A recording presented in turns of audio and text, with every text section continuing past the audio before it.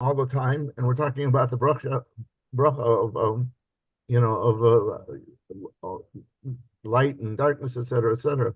But Hmm. what's the relationship between Pokech Ibrim and the light and the darkness? Obviously, the light and the darkness, it's a global thing as opposed to an individual thing. But you would think that the Gemara would at least touch upon the brach of Pokech Ibrim if as long as we're on the topic. You know what I mean? Hmm. That's a good question. I mean, the first thing I can think of is we're talking about specifically called Tiferes al Shema, a bracha connected to Shema, which Mm. is bracha of Yetzer Ha'Ma'aris. The fact that we have the bracha of Pekech Ivrim, which in most shows the Chazan says it in the morning, and people are Yotze from that, it's more of a secondary thing. Um, but when it comes specifically to Shema, that's already a mitzvah d'oraisa.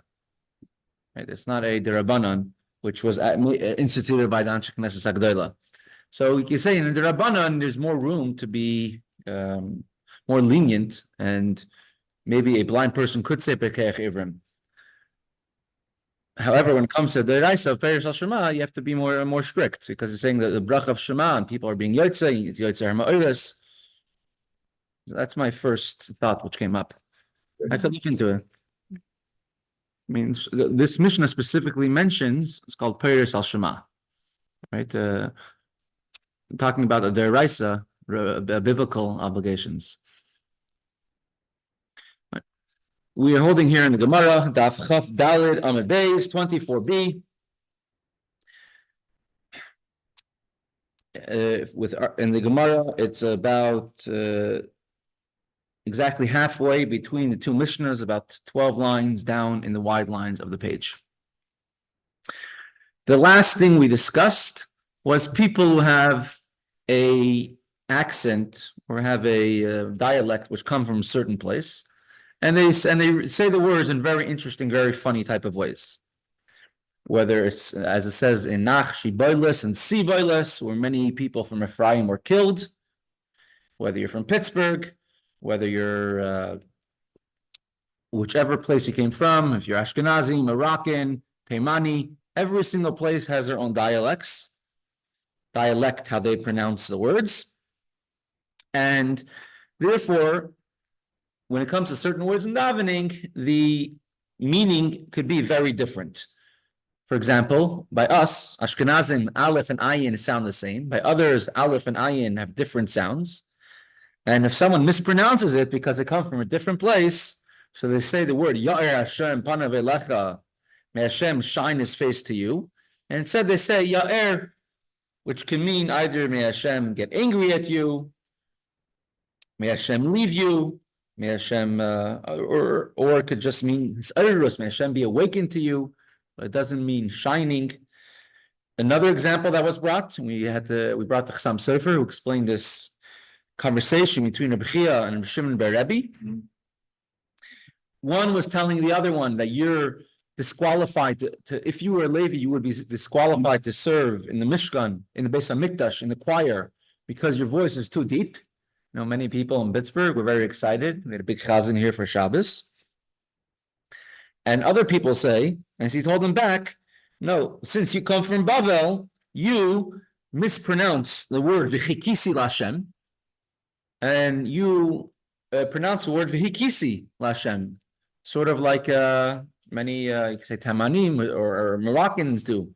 They say a het instead of a ches, and it sounds like the word v'hikisi, or hey, instead of a ches, I am hitting, which is towards Hashem, which is a very blasphemous way of talking. And the exchange was on a more deeper level. They were trying to get the halacha, and they were trying to say a Sanhedrin, someone who's a member of the Synod, the Sanhedrin, they have to be complete. They cannot have a mum, any bodily blemish. Like we said, the story of Moshe Feinstein, researching if a pacemaker is considered to be a mum, will stop him from joining a Sanhedrin. And a Sanhedrin preferably, obviously, they cannot have a mum. They cannot have any bodily blemish, especially if they spend much time in the Beis Hamikdash. And so he says, you cannot be on the Sanhedrin because you have a blemish that your voice is too deep, and it will be disqualifying for a Levi. And so he answered back, you also have a blemish that you mispronounce the words. But I don't hold that your blemish, that you mispronounce the words because of your dialect, is considered to be a disqualification. And the same thing, my disqualification, my voice is too deep, will not stop me, does not disqualify me from being a member of the Sanhedrin. And Chaim Sofer says it could even be discussing, could he be a permanent member of Sanhedrin or a guest member, a temporary member of Sanhedrin? But if someone is great enough that they are worthy to be in the Sanhedrin, there's no one as great as them, so a small blemish, like a deep voice, is not really an issue, is not really a problem. It's a good thing we didn't have recordings back then, because nowadays it's very easy to find a reason to disqualify people. Right. So now we discussed a person who has a deep voice. We discussed people which have different dialects. The Mishnah discussed people who have deformed hands. If they could do Birchas Kohanim, which in the Beis Hamikdash, they are disqualified. Nowadays in the shul, it's okay for them to do Birchas Kohanim. Yossi, Zman Rav Lo Riti Otcha. How are you, Yossi? Oh, Hashem, how are you, Rabbi? Hashem, it's today's a Rosh Chodesh Adar Beis, the first day of the second Adar. So it's a very happy time. We're talking about Beis Hamikdash, and you already bring it up. Thank you, Rabbi. Mike, Shalom Aleichem. So nowadays, especially in Chutz La'aretz, where we only have the blessing of Kohanim a few times a year, if a Kohen has any deformity on his hands, it's not a problem. Their hands are covered with a talis, or supposed to be, and you shouldn't be looking. Someone who is a painter, hands are dirty, could they be a chazan? Could they be, if they're a Kohen, could they do the Birchat Kohanim? I'm not doing the exact thing, just similar. Omar Rav Huna. So Gemara will bring some more halachas, some more rules when it comes to which Kohen can do Birchas Kohanim and which Kohen cannot. Zavlagan, a Kohen who has teary eyes. Eyes are very watery. And I brought up a image of that. It should be. Nope. Let's go through our images. You can see it here on the big screen. So the very first one here. Here's somebody, their eyes are very, you can see on the screen. See someone with watery eyes. Or their eyes are very red. They're puffy like this. They're called the Zav Lagan, which means Zav. Their eyes are constantly flowing. So, Lo Yisa Eskapav. He is not allowed, if he is a Kohen, he cannot do Birchas Kohanim, lift up his hands, because people, Rashi says here, people look at the Kohen when he's blessing the people, and people are going to look, this is a person who you're getting to bless everyone. Ask the Gemara,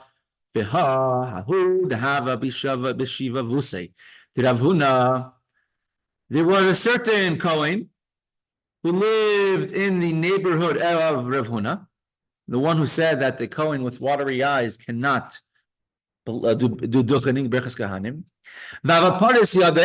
And he would do Birchas Kohanim, he would be lifting his hands to bless everyone.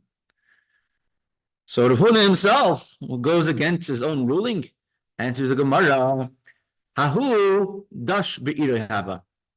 That person in that particular neighborhood, everybody knew who he was. So everybody was used to it. Everybody it wasn't something uncommon or unique to see this person And therefore, nobody lifted their eyes twice when they saw the person with their eyes watering. Right? See this person with watering, he's a Kohen. With tears, so such a person won't raise any red flags. He's normal to see. And therefore, he could do a Berchas Kohanim. It's not going to disturb anyone from paying attention to the blessing of the Kohanim. And it's not going to take away the honor of the Kohanim at all. Tanya Nami Hachi, we learned in a Brisa a similar thing. Zavlagan Layisa is kappa of a Kohen whose eyes are watering, constantly flowing with tears, may not raise their hands to bless the people. But if it's a person who was in the city, everyone knows him, and he's common, then it is allowed. See one of the footnotes on there? What does the footnote say? It says that he's drooling on his beard Again? rather than his eyes. Some say it means that he drools on his beard. Very interesting. So I can understand. People say it's not respectful for such a person to be, to bless the people. If everybody sees it, it's fine. Amar Rabbi Yochanan says,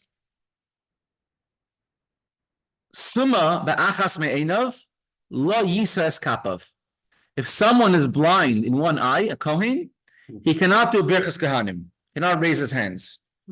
Because people look at him, and again, they take away their attention from him. Ask the Gemara, there was a certain Kohen who lived in the neighborhood of Rabbi Yochanan, the one who made this ruling, saying a blind person in one eye cannot do Birchas Kohanim, and he was blind in one eye. And he will do Birchas Kohanim. The Gemara answers, Hahu dash be'iroi hava.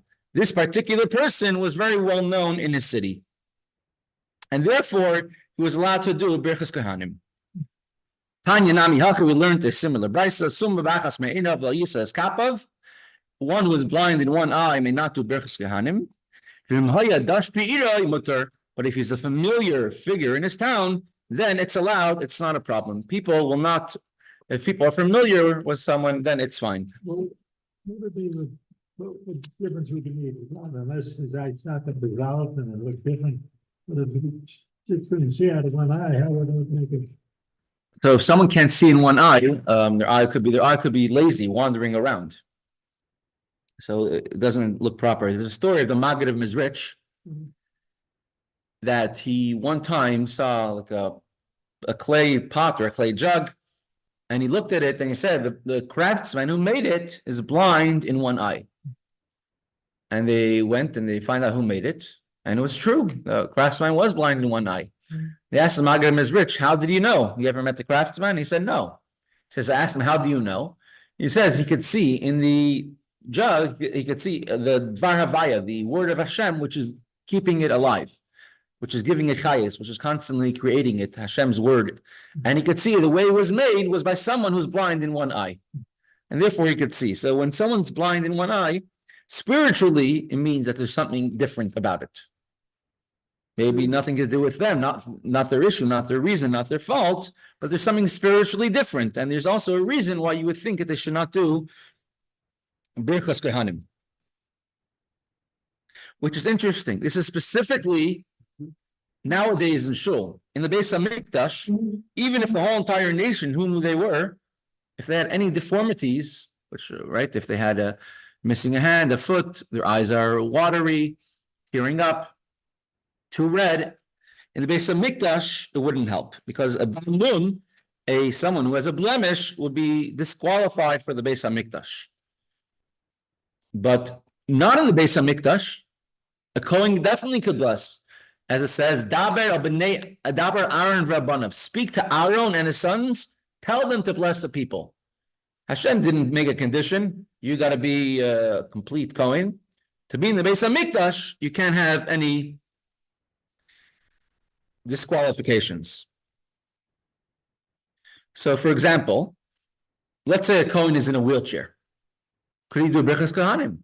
Yeah, serving in the Beis HaMikdash, you couldn't sit, you had to stand. No one's allowed to sit. So in the Beis HaMikdash, you would be disqualified.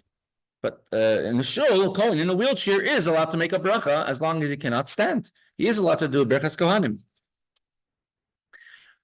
A disqualification, which is a person's fault, that disqualifies them even today. For example, a Kohen which drinks wine, or someone who's drunk, a Kohen, he cannot do Birchas Kohanim. He cannot do the blessing of the Kohanim, even today. Because that's a disqualification which they could fix. He could just not drink, and then they could do Birchas Kohanim. But something which is not in your hand, nothing you could do about it. Tosfos over here on the page writes an interesting thing, that even today, if a Kohen is having a blemish on their foot, it also disqualifies them if they're not wearing shoes. But if they're wearing shoes or socks and you can't see it, then it does not disqualify them. And the reason he explains is because people don't look at your feet usually. So if someone has a disqualification or something strange about their feet, it's not really something you could see so commonly. I mean, when Kohanim are duchening, they're wearing socks, or they're are they wearing actually no shoes at all, or that's actually are they barefoot when they're doing duchening? Or are the Kohanim barefoot when they're doing? Because they take off. So Kohanim take off their shoes, take off leather shoes. Yes, because in the Beis HaMikdash they were barefoot, so they take off their shoes. We're going to learn in the next Mishnah actually about this particular thing. Kohanim not wearing shoes on their feet. And do they wear socks, or is it different? So nowadays we wear socks. Places in hot weather like Morocco or things were different. We can get into that another time. Eretz Hashem.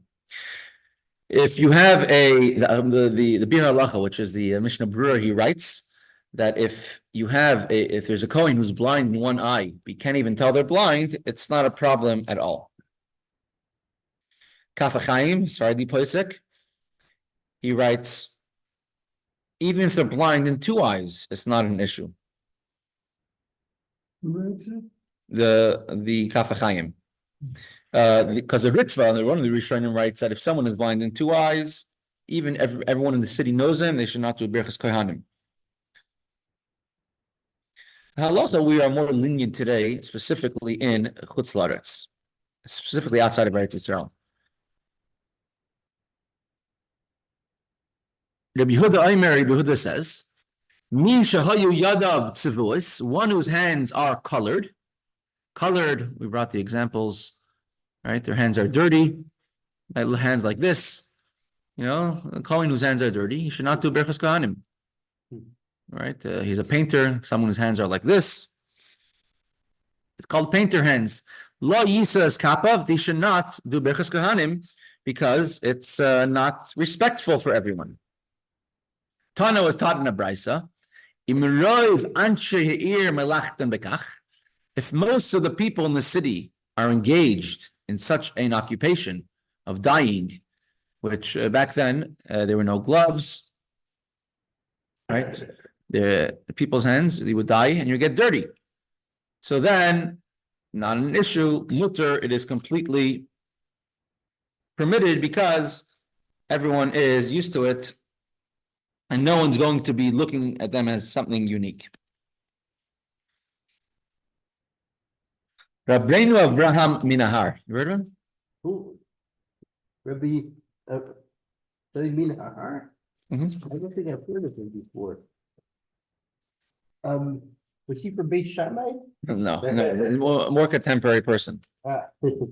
He says that if there is a uncommon type of blemish, things which are not common, because all the examples that were brought over here in the Gemara said things that are common are fine. How about a blemish which is very uncommon? So, for example, if everyone in the city uses white paint, and there's one person in the city who has purple paint, so he sticks out from the rest of the city. So he says, and from the Gemara over here, it sounds like it's not permitted. Was he one of actually the ones from prevent? Yeah. It's not to make prevent. Yeah. I, In halakha today, you should not, someone who stutters, someone who has a different dialect, you should not appoint them to be a chazan, but if they are chazan, it's fine. If everybody speaks like that, it's fine. A Kohen who has a stutter or a Kohen who cannot pronounce the words properly,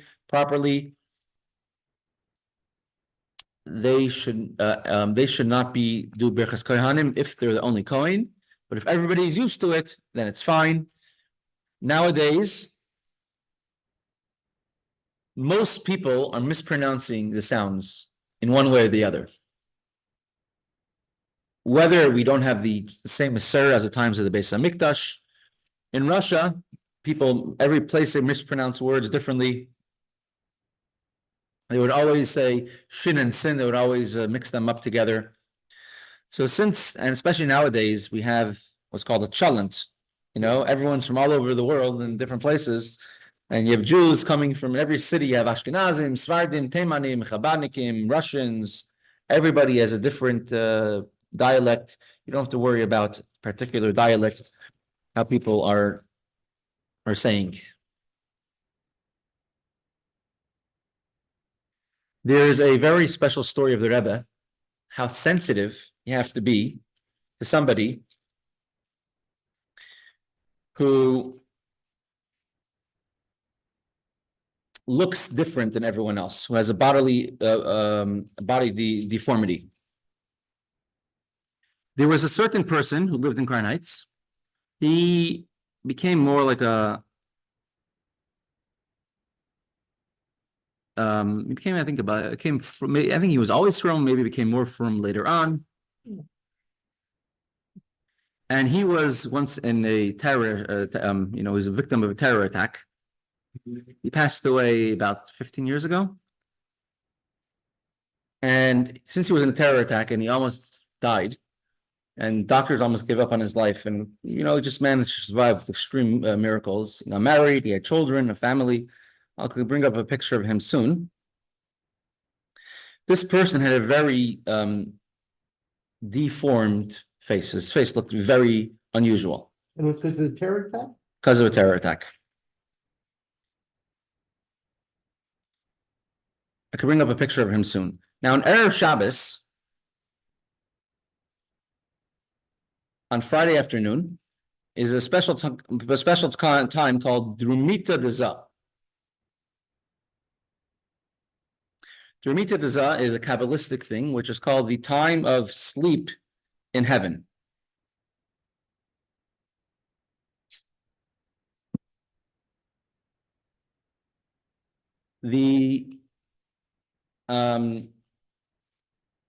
All the Rebbes, starting from the Maggid and Mezrich, the Altam Baal Shem Tov, would be a Kabbalistic thing. They would sleep very, very little. But they would all take a nap on Erev Shabbos for a short time. It could be about 15 minutes, maybe 20 minutes, maybe half hour longer. But it would be a short nap. And there's a story when the Maggid and Mezrich once was taking his nap on Erev Shabbos. He sent a message to Shlomo of Karlin, one of his great Talmidim, and he told him that your words that you're saying right now are actually your Shir Shirim that you're saying is causing such a ruckus in heaven that it's not letting me sleep. Please stop saying Shir Shirim. So we see from there that as great as Shlomo Karlin's Shir Shirim was, the sleep of the Maggid was even greater.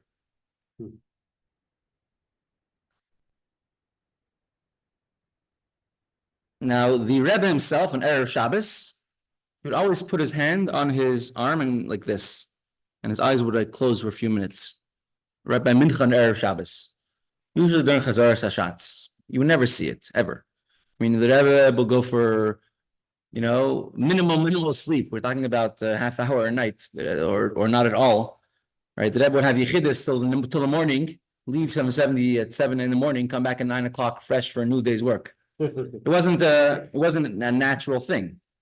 So the Rebbe on Erev Shabbos going like this is something unique. The Rebbe never yawned in public, except for one night a year. which is the first night of Rosh Hashanah, the Rebbe would yawn in public. It was what? Yawn. What is it? Why is that? You know, because it's idea that also on the first night of Rosh Hashanah, before the blowing of the shofar, the world does not have its chayas that it used to have.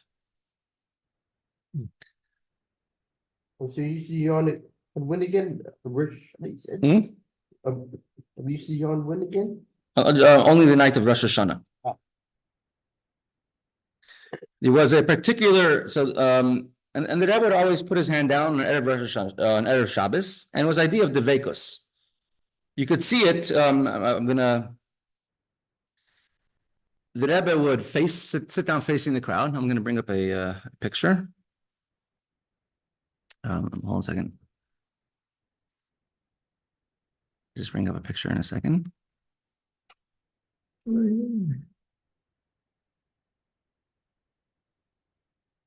Okay, let me go back to here.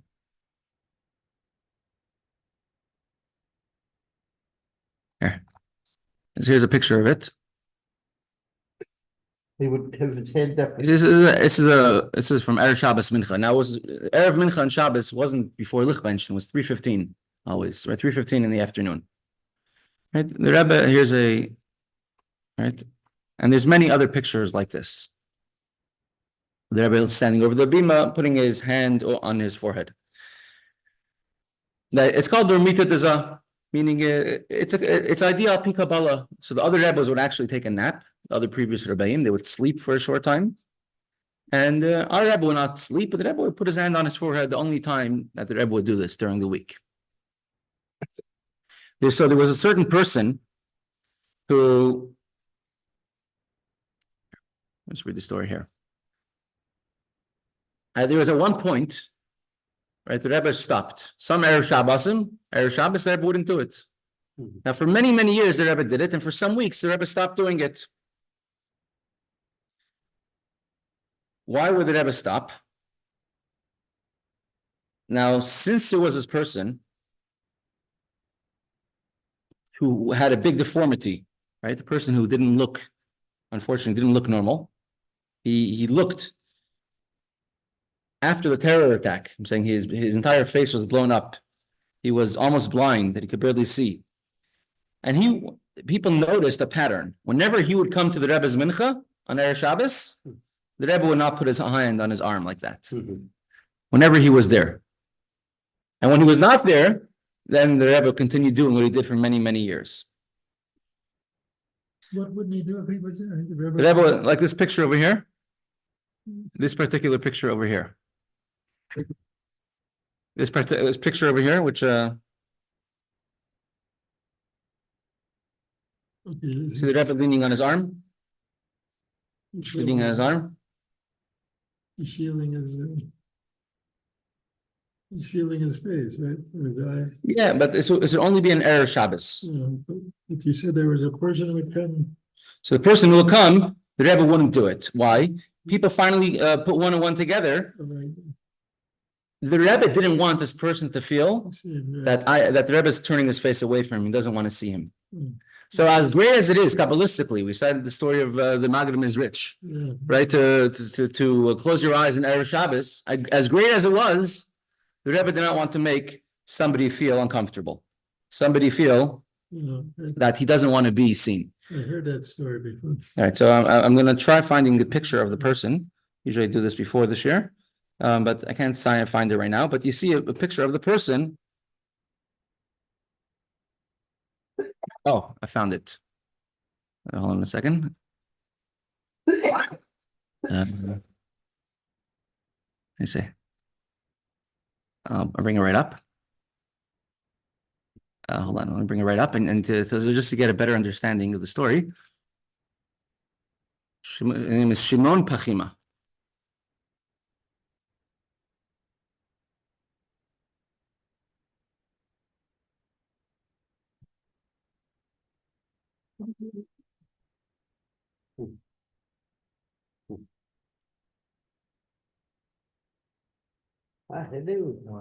Shalom Aleichem.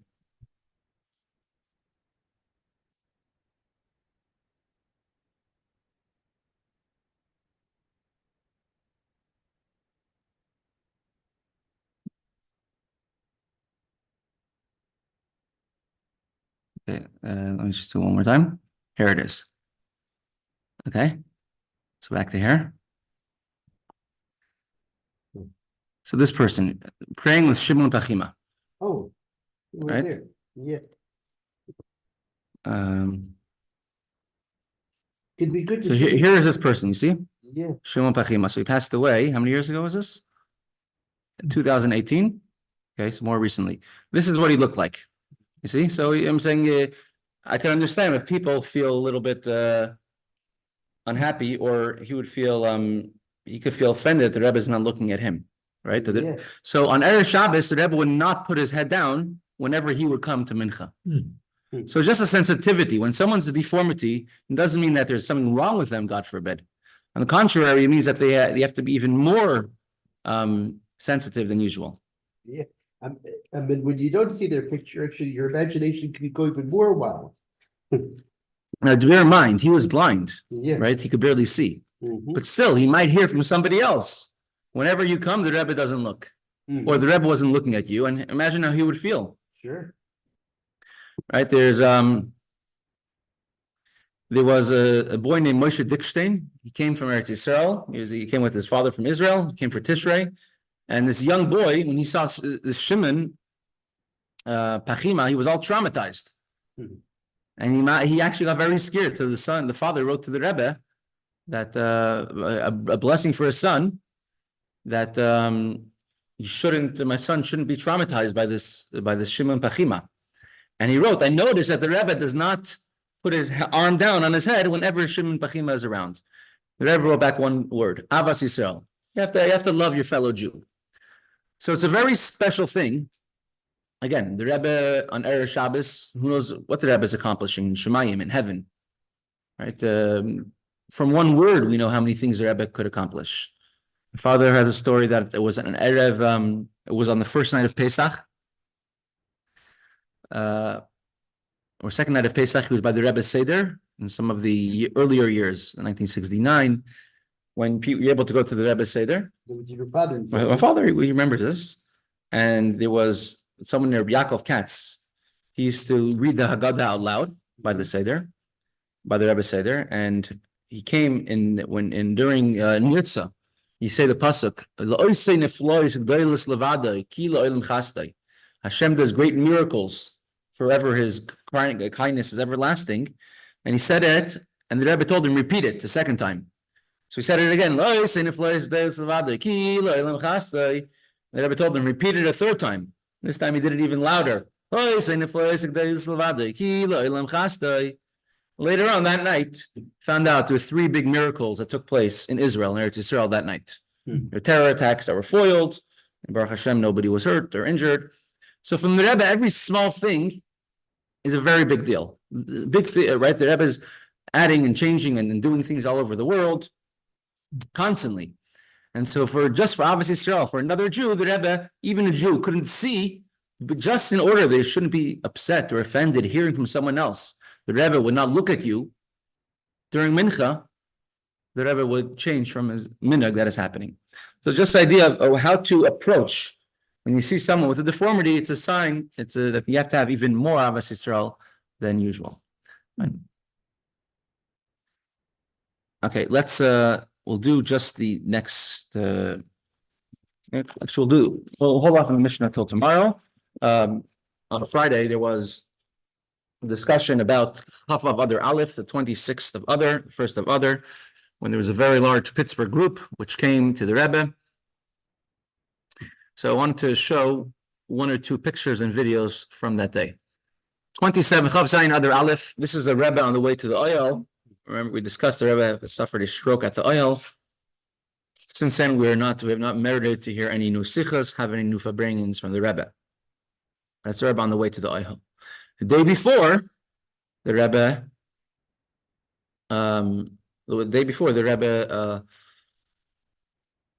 gave out dollars, and many special things happened on that by that dollars. So we're just going to do, besides for Pittsburgh, a few hundred people from Pittsburgh going by the Rebbe. So we'll just go through several of them, but this particular video is very unique. So we're going to show this one. Hit a hair like that. Wow. Oh, yeah. His name is Sam Dom. He was a big Balabais, a big Baltaka. Aha. Where is he from? I believe New York, but Try this again.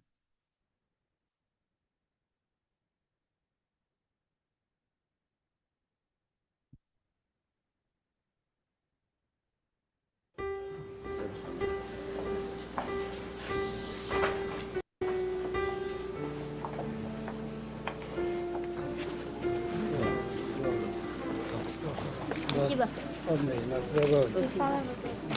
My grades are good. So this is where I want to get to. In London at Beit Chabad in Edgware. 3 years ago you gave me a blessing. My son will be born and he was born. Thank you very much. God Almighty bless you and thank you that you are telling me through these things. Not everyone is doing so. God bless you. Rabbi, I love you. Take Thank you very much. Take this. This is the tzedakah for charity. That's for your love. Yeah, very cute. You have another famous story at the same dollars. This is Rabbi Dov Levanuni. What the little boy said, little girl. The girl said, "Rebbe of Lubavitch, I love you," and the Rebbe laughed and smiled, and then She got an extra $1 for that. I think so. The Rebbe said, "This is for the love," but again, this is a very strong message.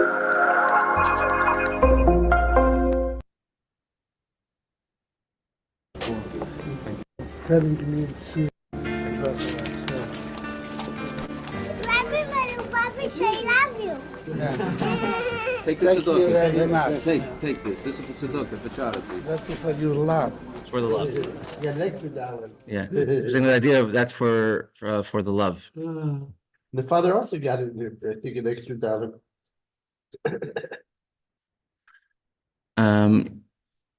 Reb Dov Lavanuni, he bring the model of the Beis Hamikdash. We showed the video recently, how he was off by. He explained how he made a miscalculation because he was not measuring the ramp of the Beis Hamikdash, was off by like a fraction of a millimeter. The Rebbe told him this particular day.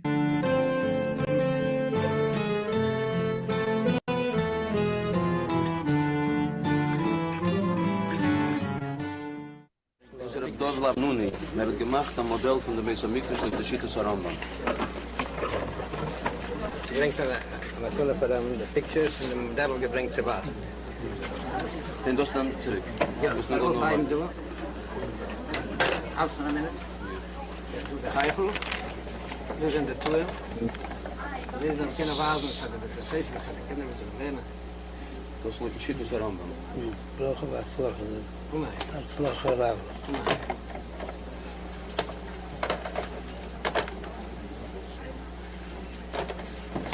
Met een rem zullen we maar scheren. Eindigen de zeven van Rambam. En de zeven van de voet op de licht met de Shiur. En met de zeven. En zo zijn gezinterheid met nachas en rifasjema. Nu de kennis. De kever. De kennis van de zweer. De kever van de zweer, ja. Dus door de keverse doedel, met de keverse voeten. De tweede kever gaat er een U-turn. Fachel gaat gewassen. Dus de proportie, de coin is dat groot. Dus 1 op 200. Samen terug Ja, in de hoeveel was. mensen, ja. En maar goed neef, maar slag eraf. Nee. Dus slag maar terug, want we zeggen zijn bij Sami Oh my. Right, so he checked and corrected, which was off by three millimeters, Exactly, good. half a meter in real life. Right, so that It sounds like it's a point of she. right. He was a Holocaust survivor also. The Rebbe just looked at it and said, Right, so I'll show soon if I can find it, the video of when Pittsburgh went by the Rebbe. It's actually very, very unique. Pittsburghers. Pittsburgh was zeicher to go by, and the story I said, I repeated on Shabbos and Shul, was that there was a discussion by the Kinnis HaShluchim of that year in 1992. It takes place in Kislev, a few weeks before Hanukkah. where every shluch, all the shluchim from all the different places decided minachlata that we're going to bring in people, groups from our city to go to New York, go to the Rebbe. And every place took a particular Shabbos when to go in. And Pittsburgh, they chose a Shabbos of Shabbos Parshas Vayakel. And they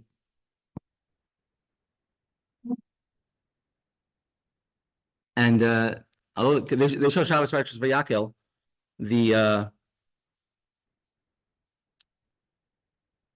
which ended up retroactively being the very last video, the very last time that the Rebbe had a Fabringen on Shabbos, because Sunday the Rebbe gave out dollars. Monday is when the Rebbe was at the oil and the Rebbe had a stroke. When it came up close to Parshas Vayakel, about a week and a half before, my father was trying to find out what happened, like what's the progress.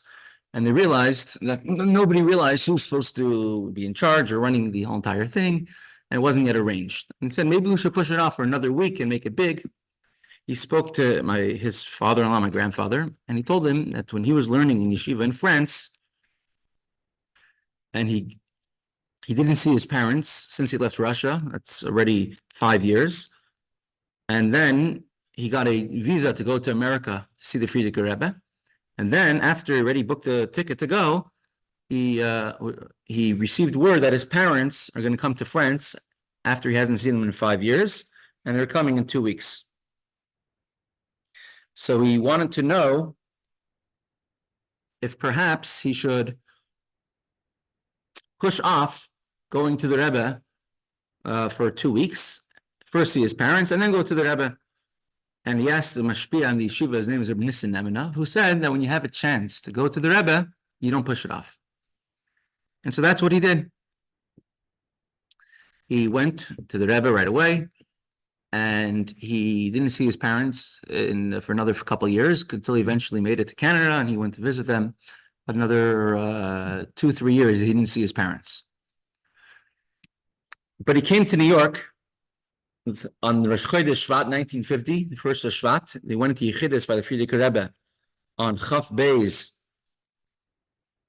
He went to the Yechidus Frierdiker Rebbe on Dalet Shvat, the 4th of Shvat, Sunday. And on Yud Shvat, the Frierdiker Rebbe was installed. The Frierdiker Rebbe passed away that Shabbos. So they went to Yechidus on Sunday. They saw the Frierdiker Rebbe for the first time and ended up being for the last time that Sunday. And in Yechidus by the Frierdiker Rebbe, a very unique Yechidus. Well, you see from there, if you would have pushed off his ticket for 2 weeks, you wouldn't have seen the Frierdiker Rebbe. So therefore, when he's telling my father, he says, you don't push off going to the Rebbe. If it was planned to go, you don't push it off.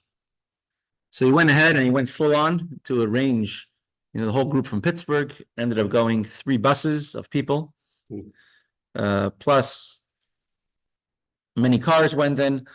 And they were all by Fabringen on Shabbos. They're supposed to go in the morning together as a group, but they ended up going much later, near the end of dollars in the last hour. And he was, I guess, from the last half hour of people to receive dollars from the Rebbe on that particular day. And the Rebbe gave him $1. The Rebbe sort of shook his head to say, Yasher Koyach. But those were, you could say, from the very last times that they went. Later on, they came back to Pittsburgh late at night. And the next day, Monday, they received an urgent call from New York that everyone should run to Shul and say Tehillim because the Rebbe had a stroke. So imagine if they would have pushed off one Shabbos, 1 week to go to the Rebbe, would have been after Chav Zayin Adar. For years later, people came over to my father, thanking him, thank you for bringing us to the Rebbe. We've received tremendous brachas, tremendous things from this trip with the Rebbe. So I'm going to bring up just the clip of dollars from the last dollars my father and several other Pittsburgh people went by the Rebbe. I'm going to just share it now on the screen, and with that we will conclude today.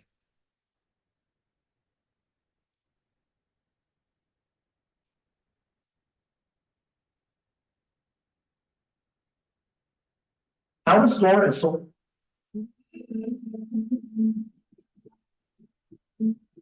hier die Shiur, gesagt ist Folgendes, was wird man sagen, mehr, a viele, wenn der Ethos von jedem Morning und Tate Mame, oder Bischass der Reihe bein auf Mamos, in die Spoilers und die Samsus, wie das wird dem angenommen, schon lebe ehrlich, bis er mir sagt, dass Gott im Vergleich nicht eine dem really schmier. Bischass sich wegen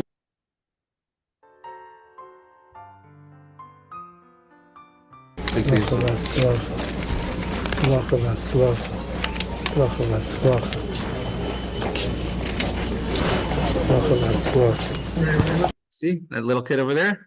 Mhm. That's my father, going by the Rebbe, and that's me right over there. Oh, that's you. It's me. What are they?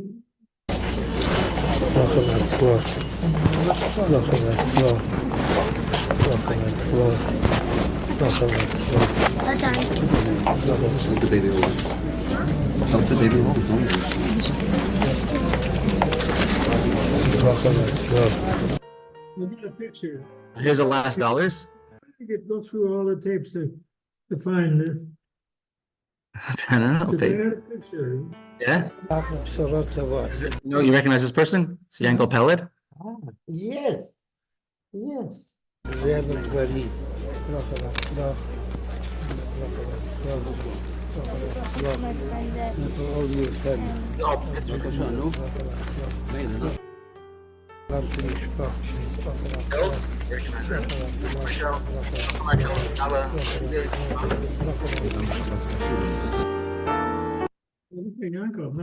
No. Yeah, so that was the very last dollars. Nicker is it shouldn't just be history, it should be living. We should have it again for bring-ins and dollars very, very soon.